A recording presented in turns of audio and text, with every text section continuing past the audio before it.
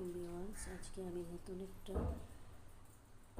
ভাজি নিয়ে এসেছি রেসিপি। সেটাকে আমরা অনেকেই পছন্দ করি ভাজি খেতে, তাই আমি আজকে একটা ভাজি বানাবো। সেটা নিয়ে এলাম।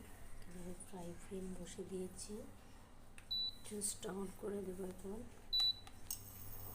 দিয়ে দিলাম, জুসটা অন করে কী কী লাগবে এক প্যাকেট পেঁয়াজ, টমেটো কুচি করে কাটা, আলু একটু ছোটো ছোটো করে কাটা, তরকারি হচ্ছে ক্যাপসিকাম। এই সবগুলো দিয়ে আজকে আমি ভাজিটা বানাবো, দেখতে থাকবো। তারপর আমি ফ্রাইগুলো তেল দিয়ে দেবো, সেটা আমি রিফাইন অয়েলে দিয়ে দিলাম, ফুল দিয়ে দেবো, অয়েলে দিয়ে দিলাম।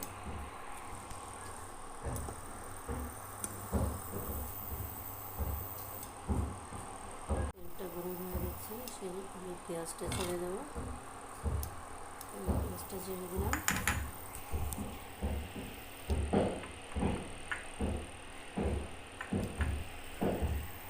ছেড়ে একটু সময় ভাজতে থাকবো।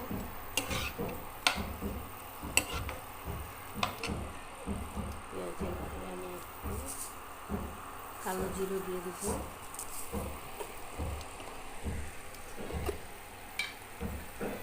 দিয়ে দেবো 1 চামচ পরিমাণ জিরা দেবো।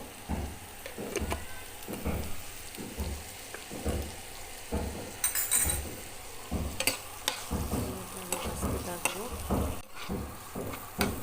পেঁয়াজটা একটু ব্রাউন হতে হবে, একটু ব্রাউন করে ভেজে নেবো।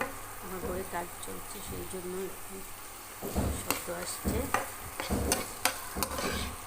আমার পেঁয়াজটা একটু ভাজা হয়ে গেছে, এখন আমি দিয়ে দেবো টমেটোটা।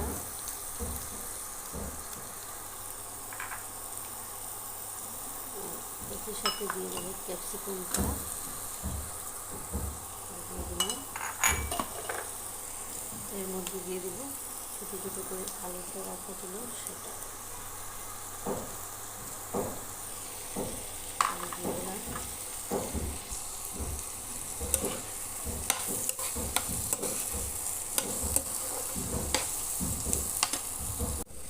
এখন দিয়ে দিব আমি চানাটা,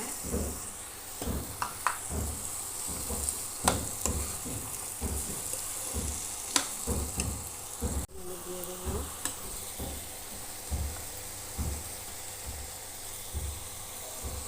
1 চামচ 3/4 ভাগ হলদি, দিয়ে দেবো চামচ দিয়ে 3/4 ভাগ কাশ্মীরি মরিচ, দিয়ে দেবো জিরা ধনিয়া,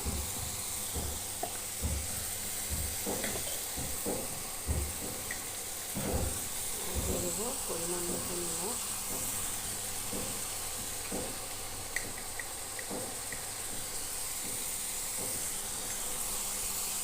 দিয়ে দিই একটু ভালোভাবে নাড়াচাড়া করে।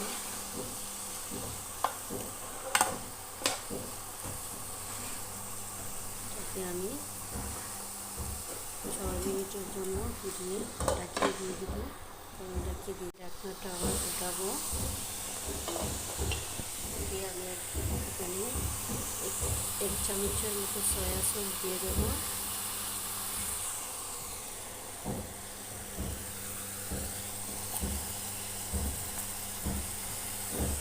আর দিয়ে দেবো ইমলি সসটা।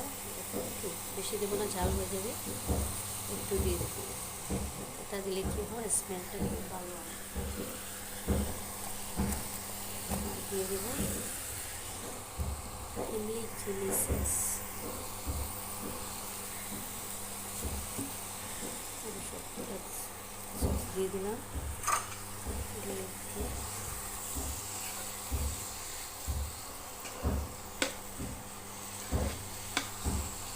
একদম রেস্টুরেন্টের মতো ভাজিটা বানিয়ে দেখবে। ভাজিটা হয়ে গেছে,